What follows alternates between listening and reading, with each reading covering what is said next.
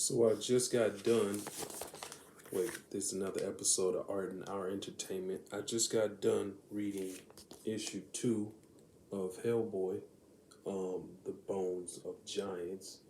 This is incredible. I think it's pretty good, man, because it ends in a way where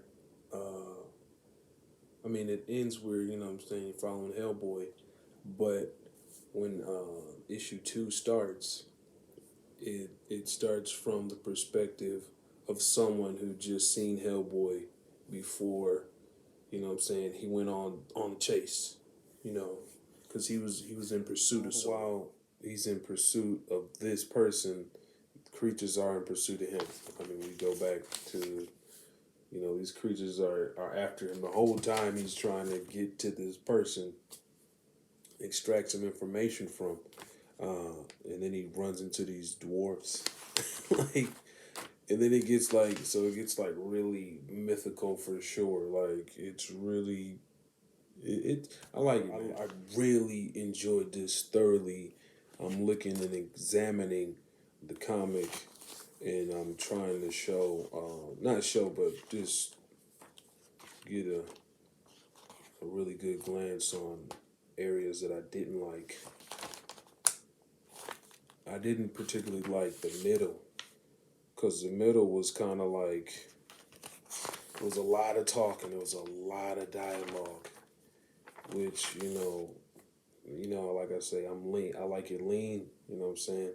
I like the dialogue to be necessary, you know what I'm saying? All of it to be necessary, and this was just the way that they arranged it. And, they made it,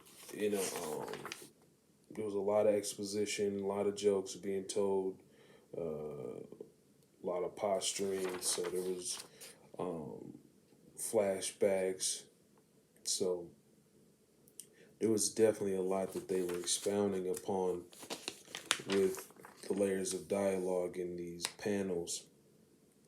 Particularly, there's a lot of dialogue in the lower half of these pages. The ones that I said were kind of like that, you know what I'm saying? But it was good though. The exposition was good because they had one thing I did like about these particular pages that I thought were kind of like a sludge through a little bit, was that Abe Sapien was talking. Abe Sapien is the one, from Hellboy. He swims in the water. He's a fish, by all accounts, to me, he's a fish.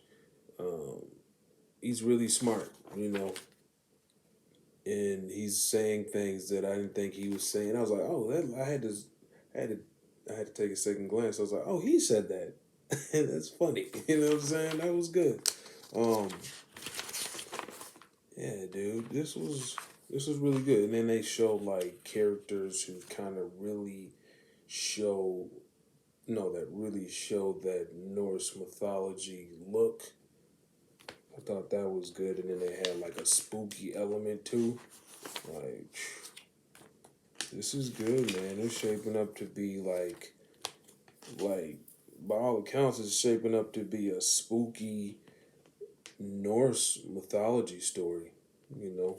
Hellboy, I get it. Obviously that's a no-brainer. Because he deals with monsters and paranormal and stuff. But it's didn't really click till really now that they're making this a darker turn of events. I'm getting my videos mixed up, kind of. I'm getting my God of War with the Hellboy, because they're dealing with the same stuff. They're dealing with, it's just that, Hellboy's dealing with Mjolnir and seemingly trolls or, I don't know, dwarves trying to kill him. I don't know. And then, God of War, Kratos, and Thor, and all them. But yeah, I'm getting it mixed up. But this is really good. I think what we got, it says 2 of 4. You know, I think I read somewhere that they said there was actually like five. There was actually five of them coming. I don't know. I'm gonna get them. I'm gonna get them all. I think they're gonna be fantastic. I think this is actually like a really good story because if I really look at it, there actually wasn't a lot of dialogue. There wasn't too much dialogue in that first issue. There was actually more in this one, which actually I'll probably appreciate later because I was really enjoying that there wasn't a lot of heavy dialogue in the first one. I was like, oh man, this is nice. I can make a review about this quickly. But this one, it took me a while to read. I had to sit down and really look at what I was reading. I mean, he met some dwarves or some. No, they're called not even called dwarves or elves. I think they're called. Oh man, I'm gonna butcher this. Nidavelum, Nidavelum, Nidavelum. I'll show y'all what they look like.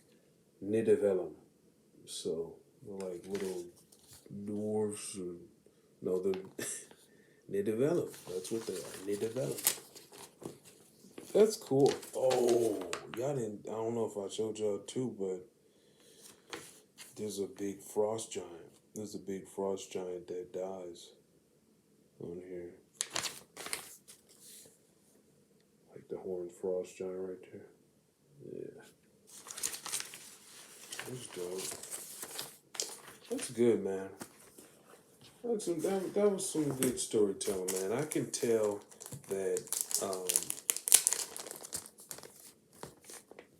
I can tell when people are having fun when they're writing, and they sound like they had a lot of fun writing this story, and um, the dialogue, though heavy, was necessary, right? There's a lot of characters in that world, and I'm just getting introduced to it, so you know, I liked it. Overall, I liked it so far. I mean, out of these so far, you know, this series I give it like